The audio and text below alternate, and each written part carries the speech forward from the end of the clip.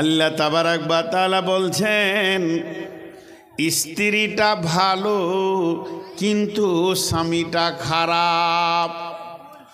প্রথম যেটা হলো ওটা হলো স্বামীটা ভালো বিবিটা খারাপ। নবীর বিবি জাহান্নামে চলে গেল। প্রথম যে আয়াতটা আপনাদের সামনে দিলাম ওটা রিজাল্ট কি দাঁড়ালো? স্বামীটা ভালো নবী আর বিবি দুটি খারাপ, জাহান্নামে গেল।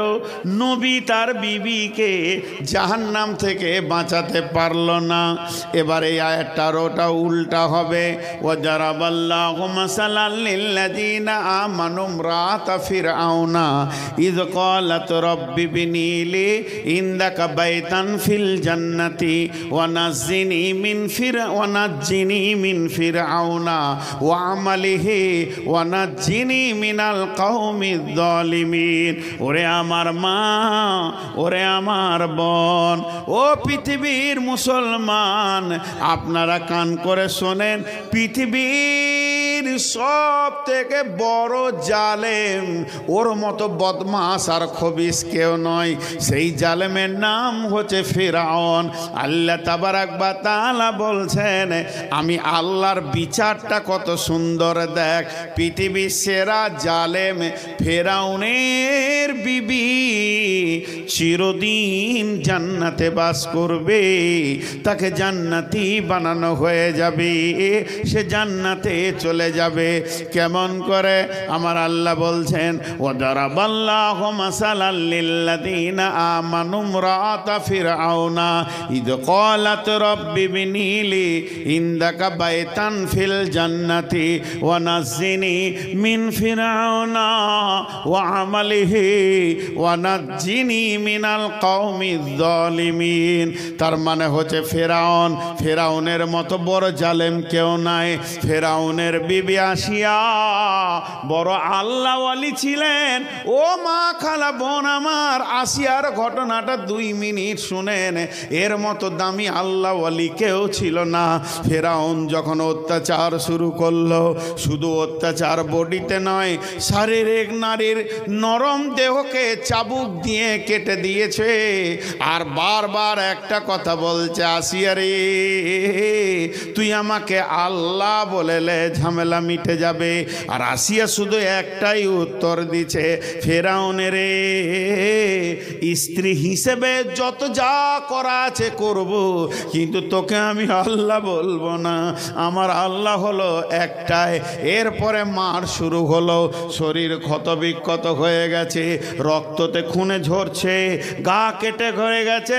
ওই রকম অবস্থায় আসিয়ার 4 হাত পায়ে বেঁধে খুঁটাতে টান করে বেঁধে দিয়েছে। নিচেতে কোনো মাটি নেই, নিচেতে সীসাকে কাঁচকে ভেঙে দিয়েছে। ওই বিছানায় আসিয়া শুয়ে আছে। আর একটা বিরাট বড় পাথর নিয়েছে আসিয়ার বুকের ওপরে কয়েকটা সৈন্য ধরে আছে। আর এই অবস্থায় ফিরআউন বলছে, আসিয়া, এবার তোর শেষ পরিণতিটা দেখ। তোর বাপ মা তোকে গছেনি, তাদের ঘরের দরজা হুড়কা লাগিয়ে দিয়েছে। আমি তোর হলাম স্বামী, আমার ঘরেও তোর জায়গা হবে না। এখন যদি আল্লাহ বলবি, সুখ আর সুখ লেগে যাবে। আর আল্লাহ যদি না বলবে, এখনই পাথরে তুই রোলারের মতো পিষে মাটিতে মিশে যাবি। ফিরআউনের এটা যখন শেষ চান্স দিয়ে দিল, হযরতে আসিয়া কি বলেছিলেন? আসিয়ার কথাটা আল্লাহ কোরআনে তুলে দিয়েছেন। হযরতে আসিয়া বলতে শুরু করলেন, রব্বে বিনিলি ইনদাকা বাইতান ফিল জান্নাতি ওয়া নাজ্জিনি মিন ফিরআউনা ওয়া আমালিহি ওয়া নাজ্জিনি মিনাল কওমিয যালিমিন। আসিয়া বললে, হে আমার রব, তুমি তো জানো সব। আমি তোমার প্রেমে মহব্বতে এই জায়গায় পৌঁছে গেছি। তোমার জান্নাতে আমার ঘরটা বানিয়ে দাও। তোমার জান্নাতের পাশে যেন আমার ঘরটা থাকে। আমার শ্বশুর ঘর চলে গেছে, বাবার ঘর চলে গেছে। ও আমার রব, রব ফেরাউনের মতো জালেম স্বামী থেকে আমাকে বাঁচাও, ওর বদ চরিত্র বদমাশ থেকে, ওর বদ ব্যবহার থেকে আমাকে বাঁচাও, এবং এই জালেম খানদানের আমি বউ হয়ে গেছি, মাবুদ রে জালেম খানদান থেকে তুমি আমাকে বাঁচাও।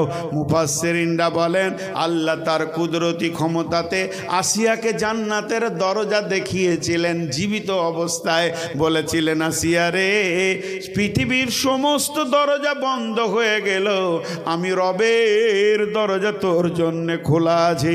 ফেরাউন পাথরটা ছেড়ে দিল, আসিয়া মারা গেল, হাসতে হাসতে জান্নাতি হয়ে গেল। তাই আমার আল্লাহ সমস্ত মেয়েদেরকে বলতে চাইছে, যাদের স্বামীগুলো খারাপ, যাদের স্বামী জুয়া খেলে, যাদের স্বামী সুদ খায়, যাদের স্বামী লুচ্চা, যাদের স্বামী মাতাল, তারা যদি বিবিগুলো মনে করে স্বামীর জন্যে জাহান্নাম যাব, আল্লাহ বলছে না, তোদের জন্যে আমি মিসাল করেছি ফেরাউনের বিবিকে, তাই জন্যে তোকে আমি জাহান্নাম দিব না। আমলে রেডি হয়ে যা রে আল্লাহর গোলাম, তোর জন্যও জান্নাত অপেক্ষা করছি। এই টাকাটা কে দিয়ে গেলেন ভাই আমার?